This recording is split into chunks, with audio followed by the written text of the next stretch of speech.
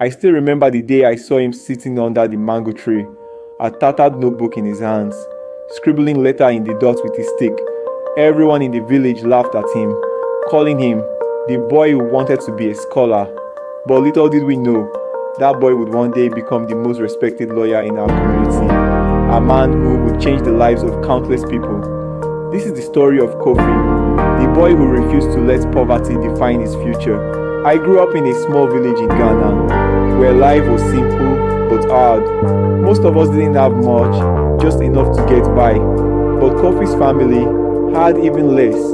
His parents were farmers, and they struggled to put food on the table, let alone send their children to school. While the rest of us went to the local school, Kofi stayed behind, helping his parents on the farm or selling vegetables at the market. The other kids in the village didn't make it easy for him. They teased him mercilessly, calling him illiterate and useless. I'll admit I was one of them. We didn't understand why he always carried that whole torn notebook around. He'd sit by himself during breaks, trying to copy words from signs or newspapers. Sometimes he'd ask us to teach him a word or two, but we just laugh and walk away. But Kofi didn't stop. He kept practicing day after day, even when no one believed in him. I remember one time, he found an old textbook in the trash near the school. It was missing pages and covered in dirt, but to him, it was a treasure. He carried it everywhere, studying it whenever he had a free moment. One day, something happened that changed everything. The village announced a scholarship program for students who excelled in the high school entrance exams. The winner would get a full scholarship to attend one of the best schools in the region. Everyone assumed he would go to one of the smart kids, the ones who had been going to school their whole lives. But Kofi had other plans. He walked into the exam hall that day, wearing his best clothes, a shirt that was too big, and pants that were patched at the knees. The other students sneered at him, but he didn't seem to care. He sat down, picked up his pencil, and started writing.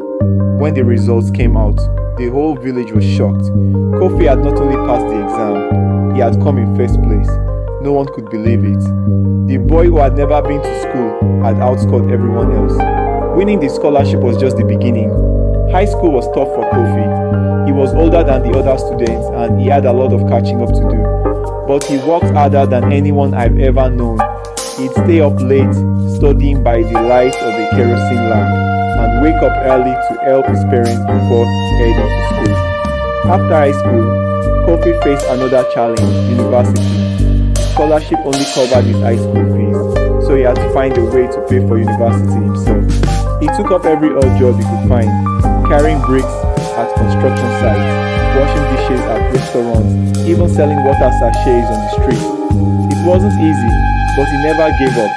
Years later, Kofi graduated from university with a degree in law.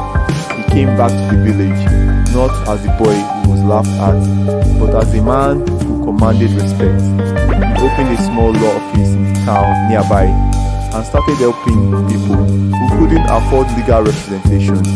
I'll never forget the first case he won.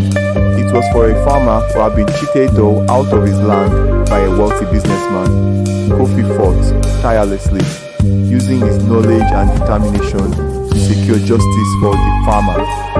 After that, people started calling him the people's lawyer.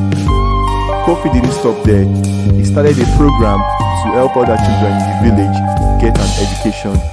He knew firsthand how hard it was to break the cycle of poverty, and he wanted to make sure no other child had to go through what he did.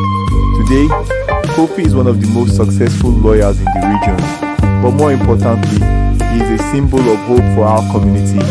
He showed us that no matter where you come from or how many obstacles you face, you can achieve greatness if you are willing to work for it. Whenever I see him now, I feel a mix of pride and shame. Pride, because I witnessed his incredible journey. Shame, because I was one of the people who doubted him.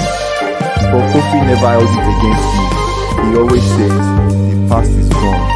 What matters is what we do today.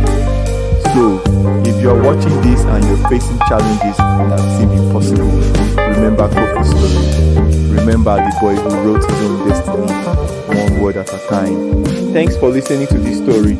If it inspired you, don't forget to like, share, and subscribe for more tales of hope and resilience. And if you have your own story of overcoming adversity, share it in the comments below.